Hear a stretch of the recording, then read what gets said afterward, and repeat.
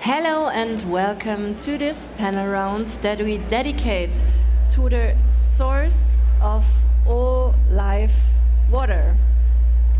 I hope it's okay for you with the sound. Yeah, okay. My name is Mia Harris. I hope you feel comfortable and well. Ist es okay für euch mit dem Ton? Okay, yeah. We can work it out. Okay, my name is Mia Harris. Now I feel way better without this noise.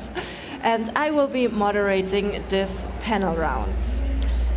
The following 60 minutes, we will focus on the central question of how to properly water a festival. And therefore, I have Monique Verhoeven with me on stage. She is the Europe Sales Manager for MTD. Thank you. Good to have you here. Thank you. And I have Michael Fritz from Viva Con Agua. So good to have you both here.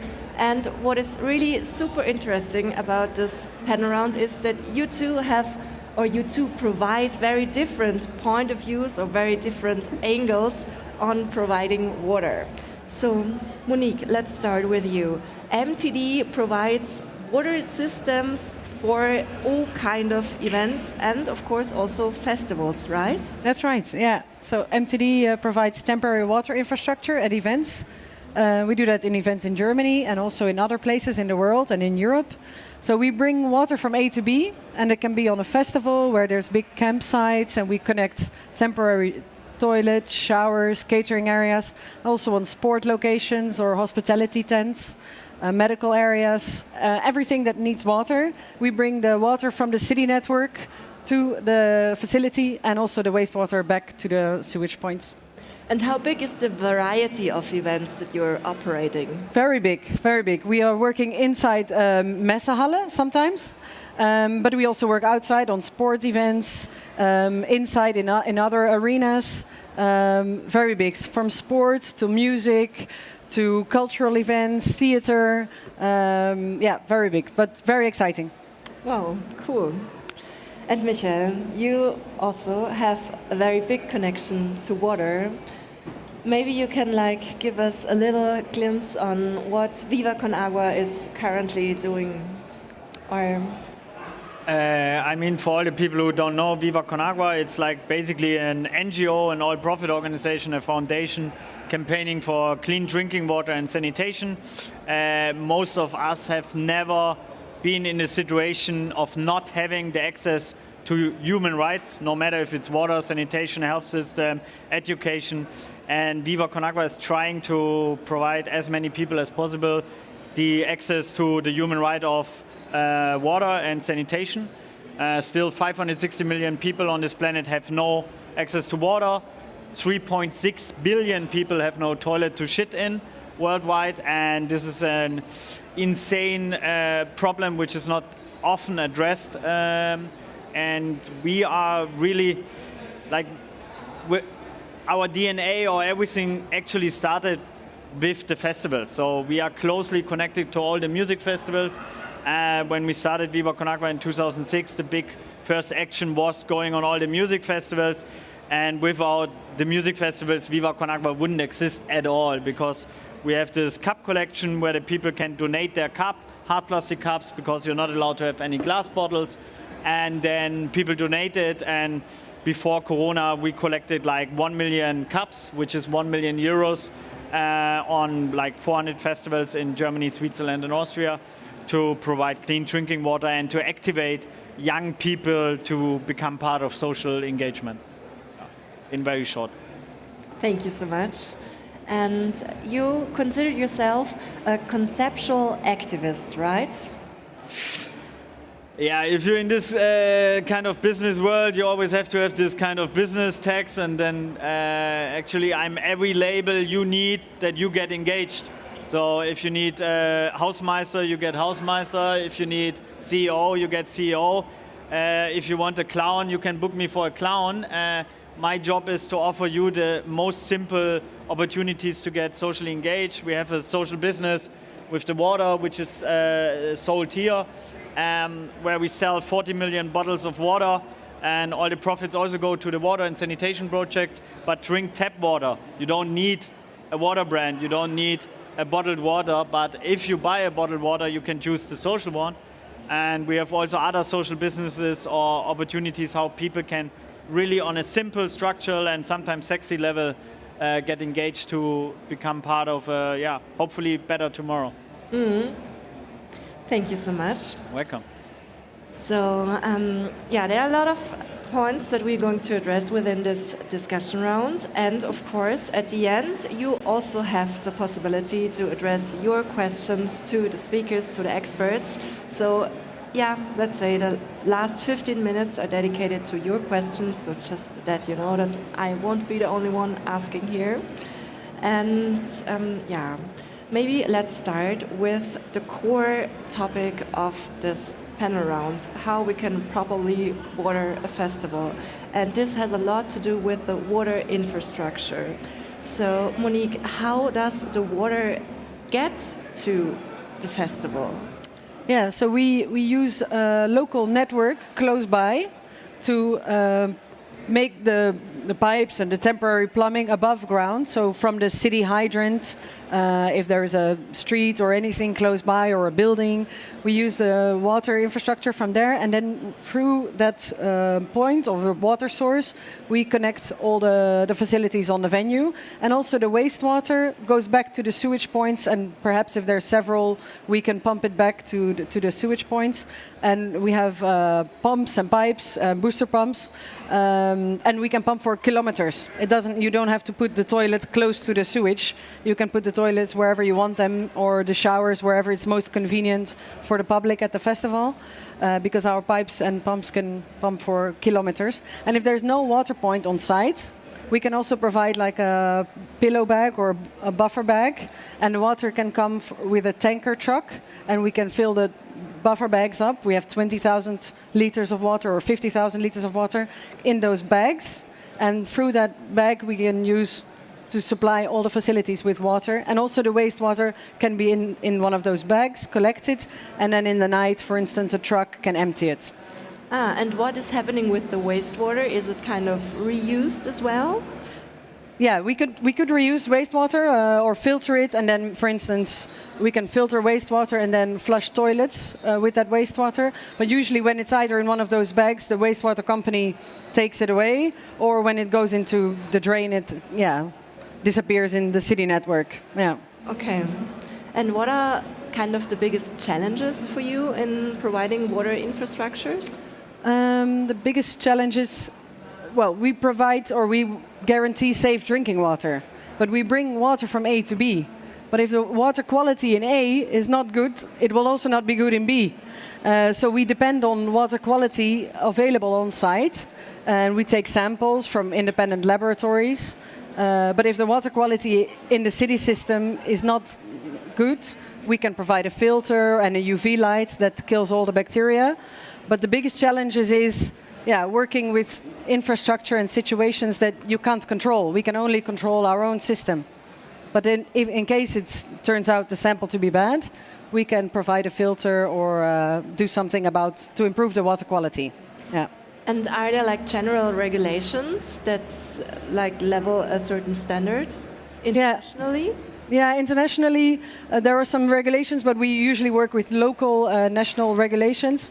But for instance, in the German legislation, there's a law that you only have to sample the end point.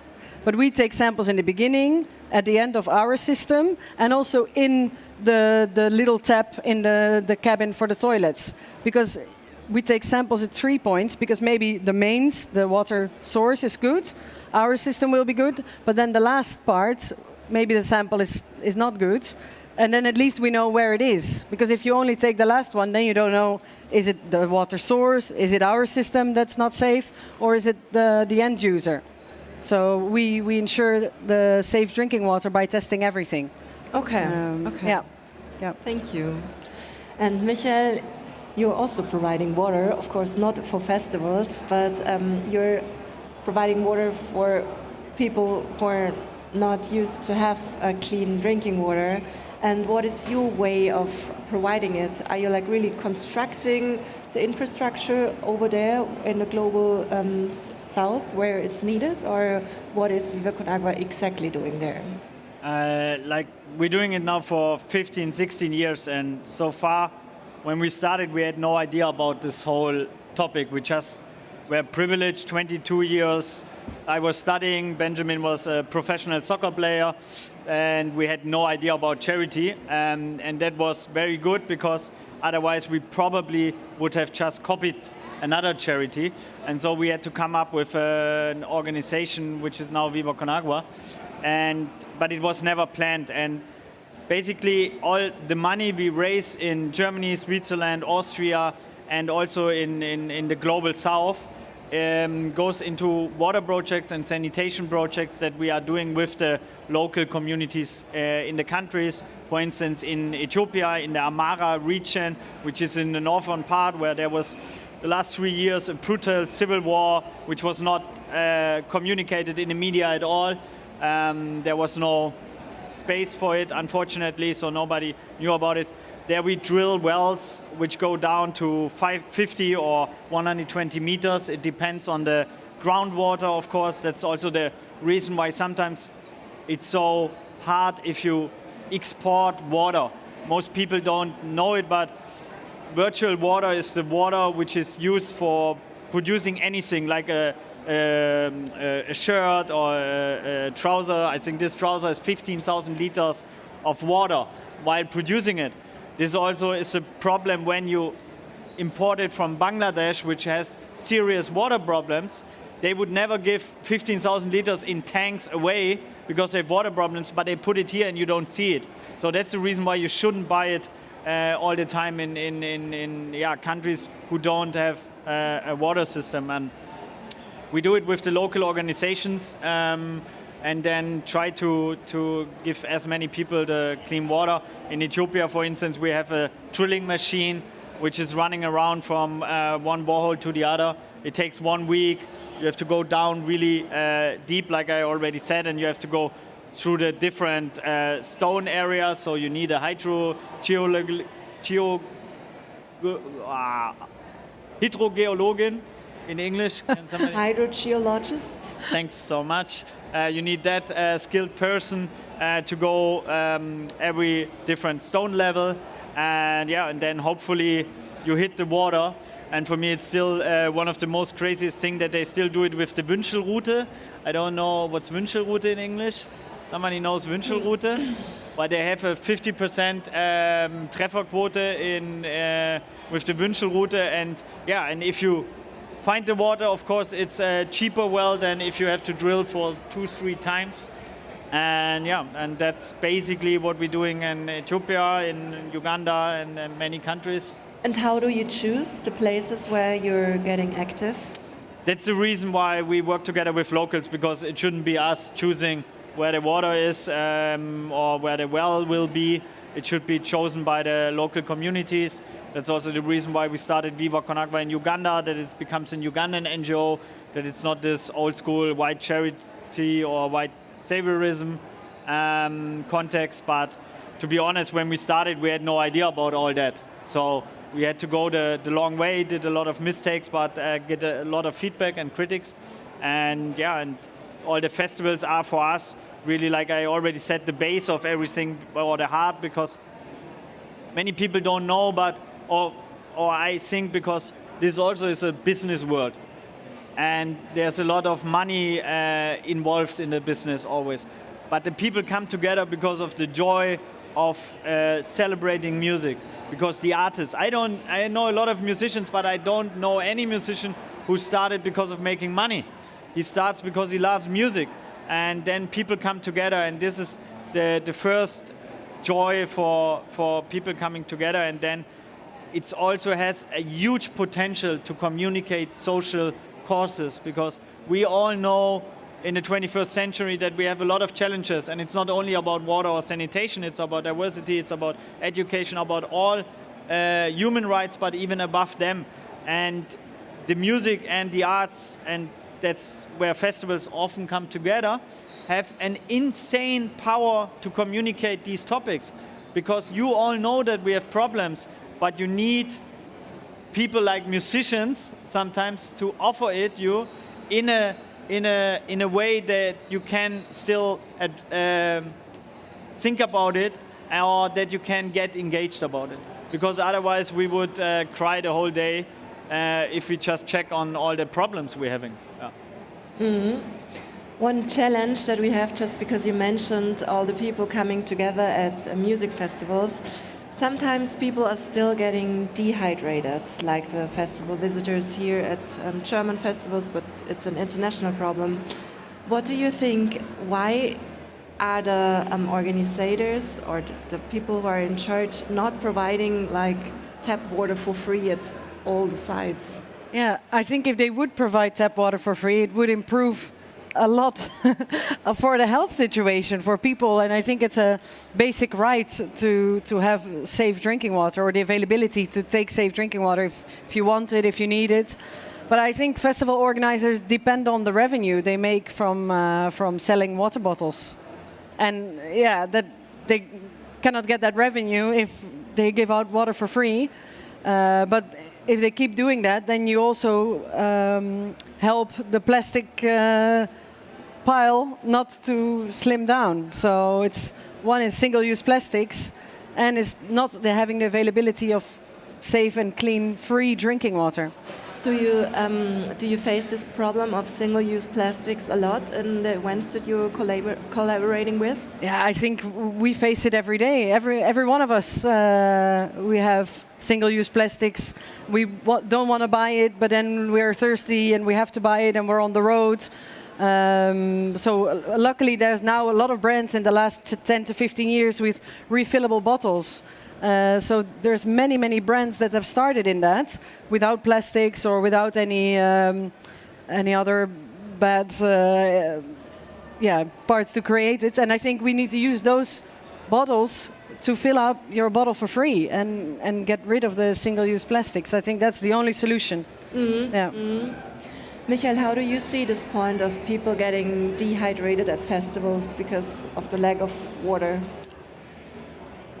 Yes, I think on music festival, first problem, you drink a lot of alcohol, so you need even more water. And I totally agree.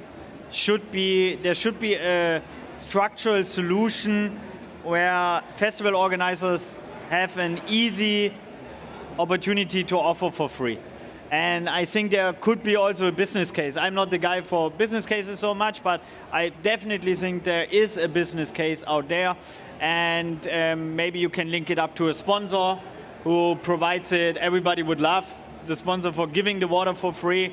So this could be a solution, or I think you have to be a little bit creative on the one hand, and on the other hand, you have to have a solution like you have, which is then make it easy for the festival organizers, because they already have a lot of trouble with ticketing, booking, and all these jobs they have to do, and safety to run the festival. So I think also we need a social, structural, simple solution there as well for the festival organizers. And what is also a point that is very deeply connected to the water situation at festivals is the connection with sustainable factors. How is sustainability affected by the water infrastructure of big events? Yeah, water is playing a big role in sustainability. Also, if you look at companies or big governmental organizations, they want to be more sustainable, and then they have different topics, for instance, energy and climate, and water is always one of those topics. So especially water on festivals is used a lot, and we can reduce it. So we need to understand how much water is used before. Do you think that there's used more water at festivals than in everyday life? No, I don't think so. Everyday life is much more. So in Holland, an average person in a household, just by showering, going to the bathroom, cleaning your clothes, is about 120 liters per day. But you only drink 2 liters. So for flushing a toilet, you don't need drinking water. Nope. So it's actually completely ridiculous that we flush our toilets with clean water, safe drinking water. So this is really something that needs to change. Yeah. Where do you see this connection between sustainability and water use? Honestly, sustainability is for me a real buzzword, and for me, sustainability starts with real talk, and the whole festival scene is not sustainable because the moment you start a festival, and a big festival has, I think, the energy of a small city of 80,000 people in Germany on 3 days. So if you then put up the label of sustainability on it, it's not real talk, it's not really honest. I think every festival has the responsibility to be as sustainable as possible, but it shouldn't be a marketing buzzword, it should be real talk, and this means to really offer solutions how the people can come to the festival on the most easiest way and most sustainable way, to have the most sustainable food, to have the most sustainable travel for the artists as well. But it's a very long way. And I think really we have to increase the level of honesty when we talk about sustainable, because our water the same, it's not sustainable on an ecological level. Yes, we do compensate our CO2, but the best thing would be you drink tap water. And we have to communicate these things, because otherwise we're talking bullshit. Very often. Yeah. And sustainability are, of course, or generally social topics are also an important part of MTD. Yeah. What are you doing to improve your carbonal footprint? Yeah, so we work together with Just Dig It. It's a foundation that helps companies become more carbon neutral. And with Just Dig It, we donated 60 million liters of water in Kenya last year. And they are using it for planting trees and supporting local farmers. So that's how we also can compensate the CO2 emissions that we have by doing business. Yeah. So it's a very nice foundation, and we work with them since last year and through the MTD Foundation. Yeah. And how did you find them? How were your parameters in like looking for a collaborator? Yeah, well, we do a lot of tenders. So we do a lot of big events, and then you have to write tenders, and you have to explain how you install your system. But also, what does your company do in terms of social values? So the more and more we get that question, and the more and more carbon neutral and CO2 footprint, and it's everywhere since 5, 6, 7 years. So it made us think, okay, what can we do? Because we want to have an answer to these types of questions, and we really want to do something, not something fake. So yeah, that's how we actually started with that. We need to think also about our own operation. How can we become more sustainable? Yeah, and what can we do? Yeah. And you, as like a very big company, maybe you can also explain to our listeners the dimensions of MTD. How many people are working with you? We already know that you're working internationally. Yeah. But how big are you? Yeah. So we are originally a Dutch company since 35 years. We work in Holland, in the south of Holland. We also have an office here in Berlin since 10 years. We have an office in the UK and in Paris and in the US, in Brazil, in the Middle East, and in Japan. So altogether we are around 140 people, fixed employees. And then in the summer, because we do all the festivals, we have 100 extra freelancers, like flexible workers that work for us, but also for many other event suppliers. And we're still growing every year. There's a lot to improve still in festival infrastructure in general. We are now having some water taps where people can take water. So we are still having these conversations with festival organizers. Like, if you want to provide free drinking water, we have the taps and we have the possibility. So there's a lot to improve still, and we're growing because we see the market needs this, and we see the market is changing. So, what other points need to be improved? What other points need to be improved in the festival season in the or festival context. world?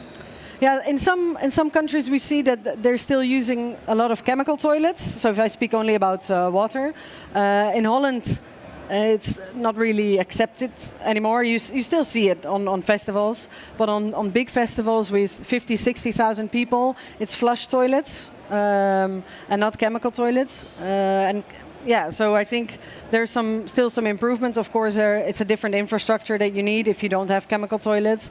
But the chemical toilets, yeah, if a visitor is paying 200 or 220 euros for a weekend, I don't think it's nice that you have to be the whole weekend on a chemical toilet. So in Holland, yeah, it's not anymore accepted. But I know there are some countries that, yeah, are still depending on the infrastructure and the supply chain of chemical toilets. But yeah, that would be could be an improvement. Okay. Michael, you took also care of the toilets, but in another way.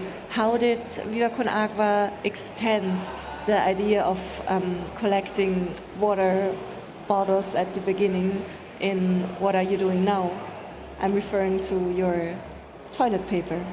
There was a guy, and he still exists, luckily. His name is Malte Schremmer, and he was part of the Viva Con Agua crew in Kiel. And he's a very creative guy. He one time was flying with us to Burkina Faso to see the water projects of Viva Con Agua, to see his impact on his social engagement. And then he got diarrhea. And luckily he could be flying out by the ADAC because privileged white dude from Kiel. So he was in the hospital, and of course he didn't die, because in Germany you never die from diarrhea, but in a lot of other countries you die. You never die because you don't have enough water. You die because you drink dirty water from the Pfütze or from the river or from the sea or wherever. And this guy then wrote his thesis about sanitation in Kiel, because of course, getting the diarrhea because of the sanitation problem in Burkina Faso. And while writing this thesis, he heard the first time in his life about eco-toilets. And then he started Goldeimer and eco-toilets. And now we have Goldeimer toilet paper company, organization, a foundation, a GmbH, Gemeinnützige Verein association, which is providing toilets, eco-toilets on a festival, where you can have a flat rate shit for the whole weekend, which is cleaned by volunteers, which has no chemicals, no water usage, but you do it with Sägespäne. What's Sägespäne? Sorry, my English. I don't know what Sägespäne. Nobody? No? No? Yeah. Okay, Sägespäne, but you get it? Everybody speaks German, probably, most of you. Yeah. So Sägespäne, and then he also started to have this toilet paper idea. So we also have a social toilet paper, which is then used to communicate the topic and kill the taboo, because it's still a taboo. And if you have a taboo topic, it's very difficult to fundraise money for it. And in many countries, it's still a taboo on another level than here, because here we don't speak about it, but we all have the access to it. But in Ethiopia, for instance, or in Nepal, when you don't have toilets, the kids, of course the women, when they, for example, get with 13 their menstruation or around that time, then they don't show up to school for 2 to 4 days, because they don't have the room to in dignity to experience their menstruation. They don't have any cleaning setup, whatever. So this is a major topic which is not really addressed by it. And when we started Viva Con Agua, like 1.2 billion people had no access to water. Now it's 560 million. So you see it go the right direction. It's still too many people. But with sanitation, almost nothing changed in the last 15 years, because we don't have really global structural solutions on that topic. And menstrual hygiene is only one topic. The rape rate is insane in the African, Asian, South American continent, because you don't, of course, women have other issue. Going behind the tree is different than for a guy.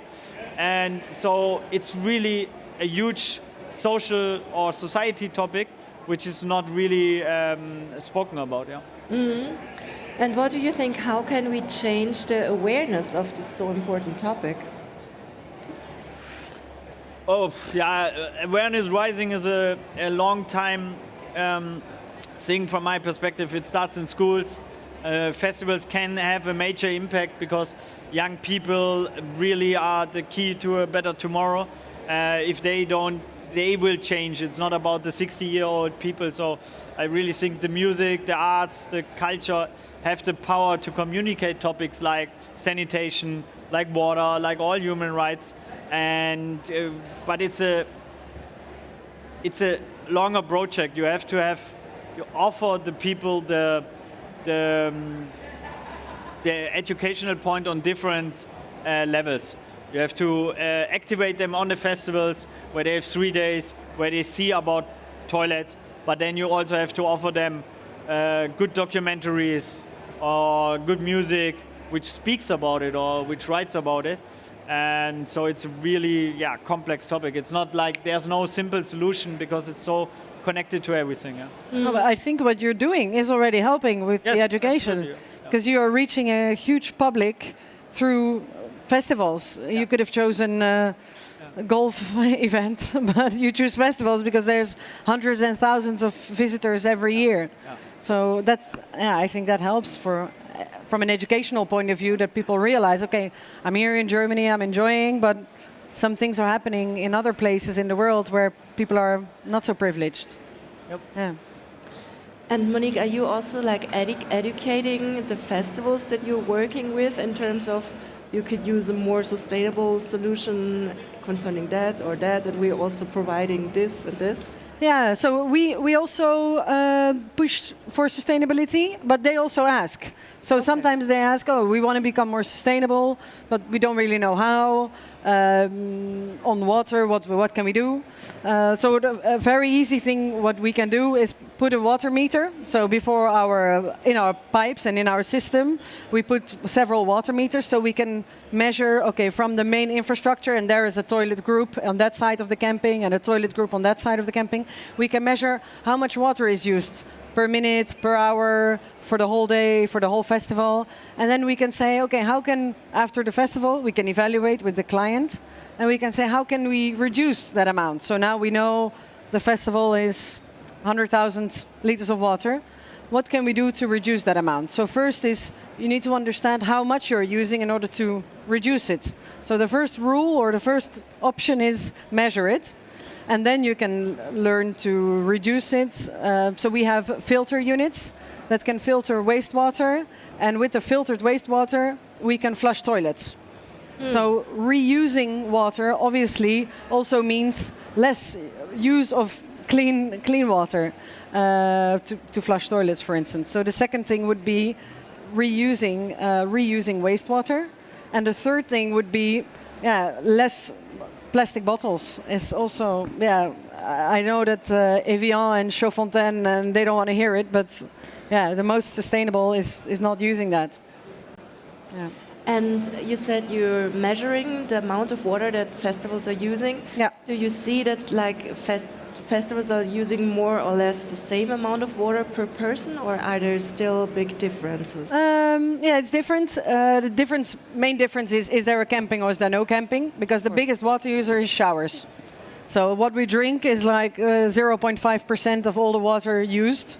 The main user is showers, and the second is toilets, and then it's bars, what is drinking, cleaning in the kitchens or something. So if there's no camping, obviously there's much less than if there is a campsite for the visitors. Yeah. Yeah. Okay. One thing that is very important at festivals is, of course, the community, and the community is something that is also very important to you, right? How is the community engagement in Viva Con Agua, and how important is the community to you as an NGO? Without community, there would be no Viva Con Agua at all. I mean, we have, before Corona, we had like between 10 to 15,000 volunteers only in Germany who went on all the music festivals to collect the cups. On a volunteer base, they get the ticket for free and then have a good 3-time musical experience. And at the end, they fundraise 10,000 euros with us, and which is then one borehole in Ethiopia, which is then giving 1,000 people on a long time the access to clean drinking water. So basically the community is everything, and the same also I think is true for the festivals, because festivals also have a big community, and how you treat them is like deciding on if they come back next year or not. It's the same like how you treat your family, and so yeah, treat them good. And there's another question that I'm very interested in. You're calling yourself an all-profit organization. Why is that so? When we started Viva Con Agua, we had no idea about NGOs, like I already said, and they are called non-profit organization, which is on a legal base very important, which means that I'm employed at Viva Con Agua, but Viva Con Agua doesn't belong to me. It's a foundation. It belongs to all people, to you, to the people in Africa, Asia, everyone. On a spiritual or whatever level, we just said all profit and wrote it on the first flyer, and then it became one of our understanding how to do Viva Con Agua, because we think about the profit of the festival, or we think about the profit of the artist who supports us, or the profit about the partners who are, or the volunteers.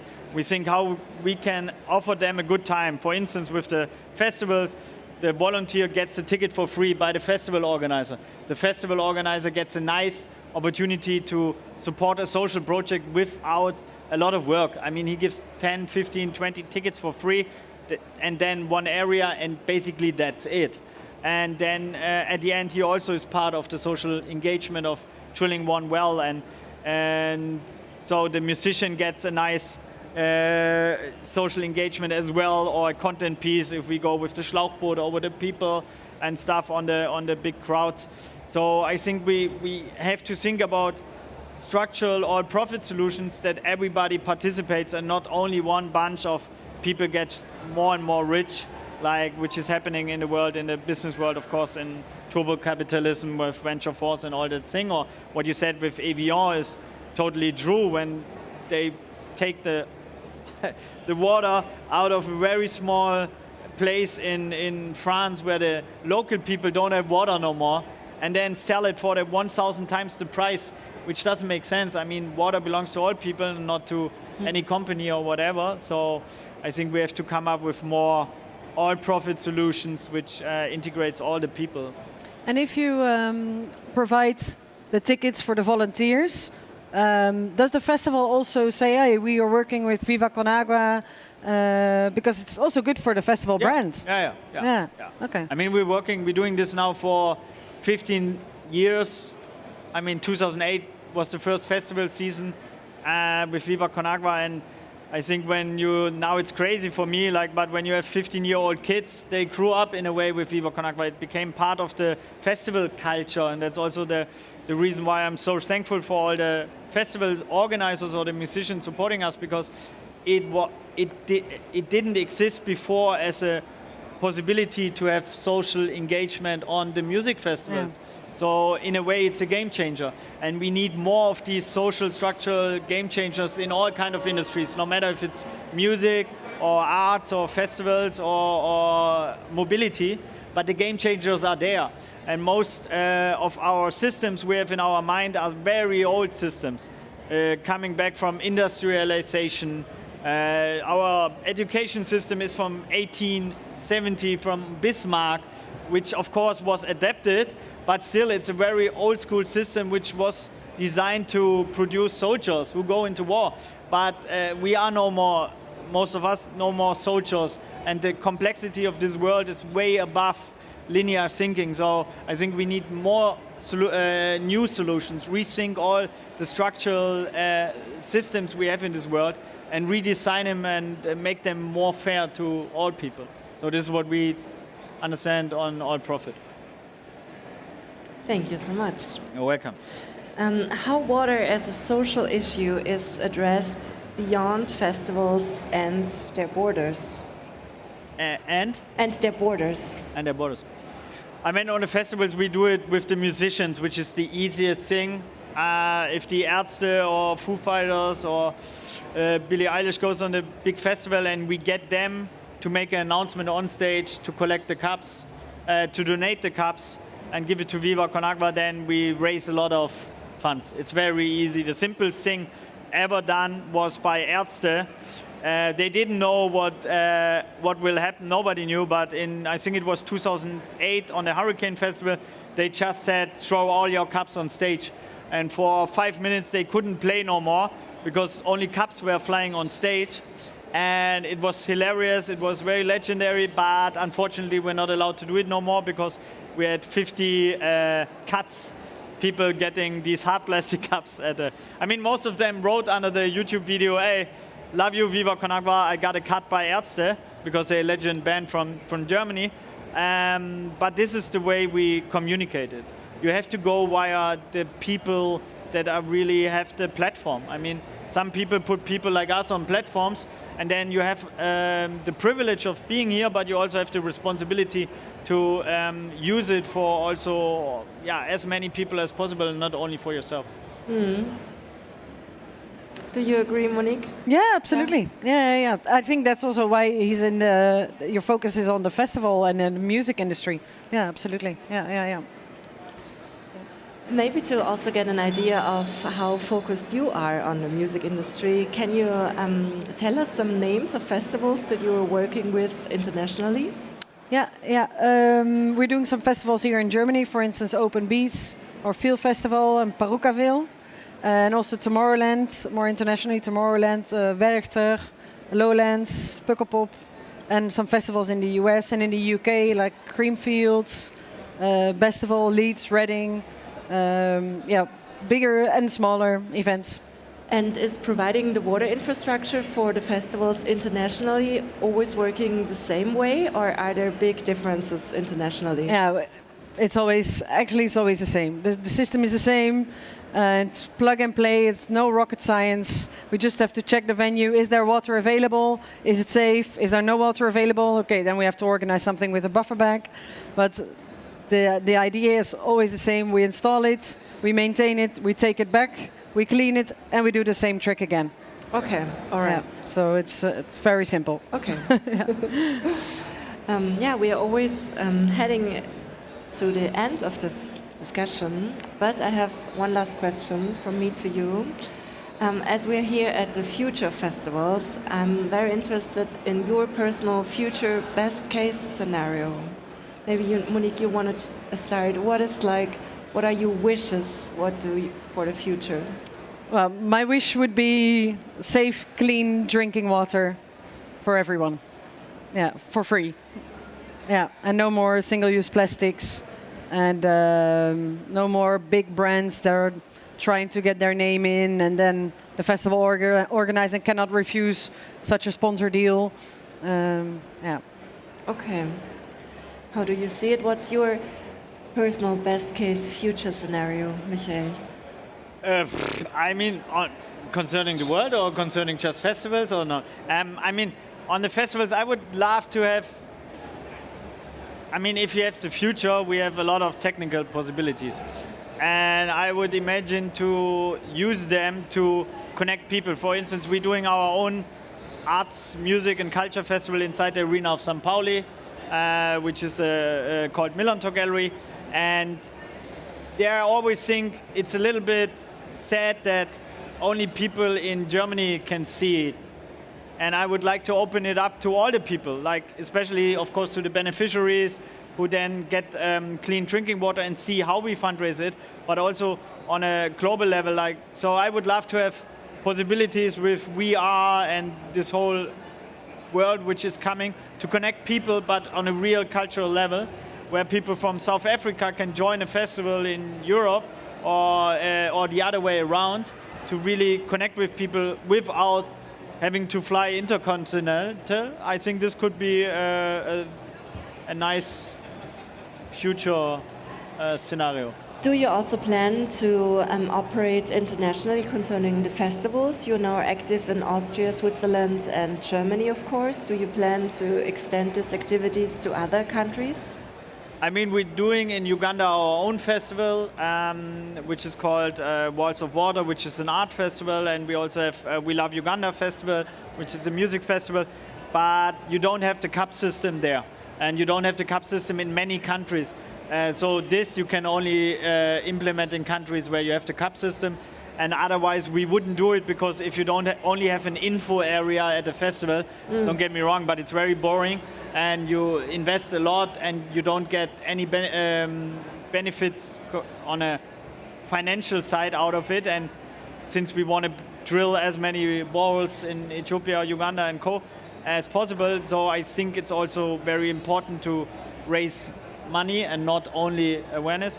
So I would say I don't have a clue, honestly, because how to now project the future. I think it would be perfect if all the festivals would have cup collection, not only for Viva Con Agua, but also on the ecological level. And single use is the main bullshit in our world. And I think it was 5 years ago when Coke announced they only go to single use. When you say, come on, didn't you hear anything? Yeah, what's wrong with you? And I think we need more organizations also on a global level like Patagonia, who do exactly the move into the right direction to give it to all the people and not only go profit-driven, single-used, blah, blah, blah bullshit. Yeah. All right, thank you. So guys, now it's time for your questions. Do you have any questions? Paul has a question. There was one question in the first row. Well, does it work? Yeah. Actually, I don't have a question, but I think, Michael, for you, it's good to know that the start of 1st January 2024, there's new European legislation, 2023, that single-use plastics is no longer allowed on not any festival in Europe.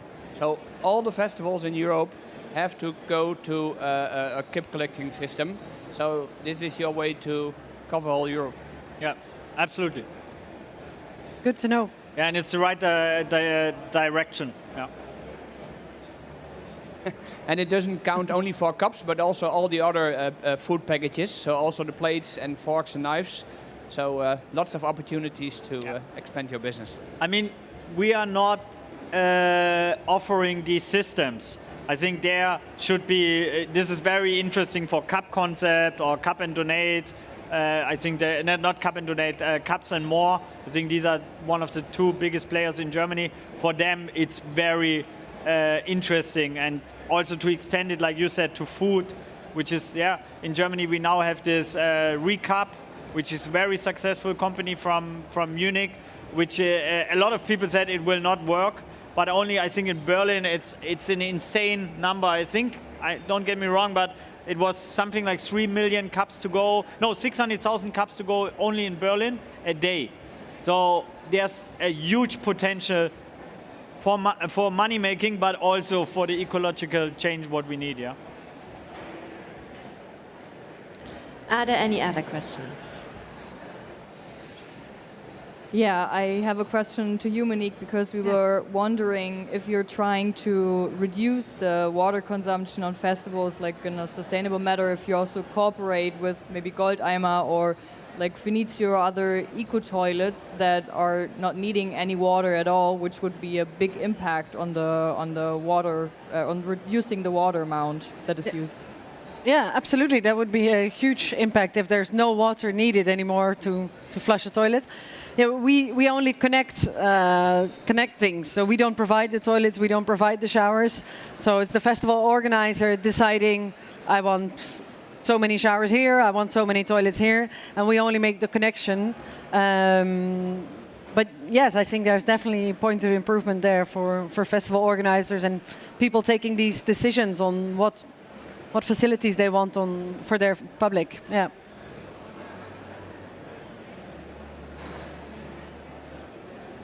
Are there any other questions? No? All questions answered?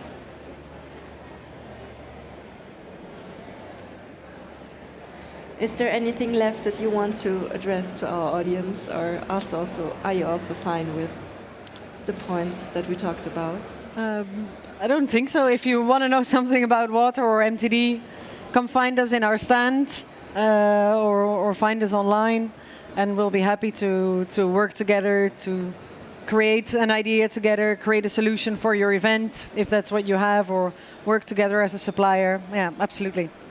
Cool, super. Michael, do you have anything to add? I think you all know everything, like get engaged. It's our world, like no matter if it's with Viva Con Agua or any other NGO or start something. I mean, we're living in the 21st century. It doesn't make sense to do anything which has no social, ecological or community approach benefit, and we have all the solutions to tackle all the problems. It's just motivation. And you have tools within the festival scene that are highly needed by social projects. So integrate them and feedback them, make them better, tell them what takes a lot of time, because also NGOs sometimes don't understand that it takes a lot of time for a festival organizer to handle an NGO. So make them better, that next year it takes less time for you and they can scale up their social business or social whatever, yeah. Well, thank you so much for your time. Thanks for listening, and thank you for your valuable Thank you. input. Thank you. You're welcome. Thank you.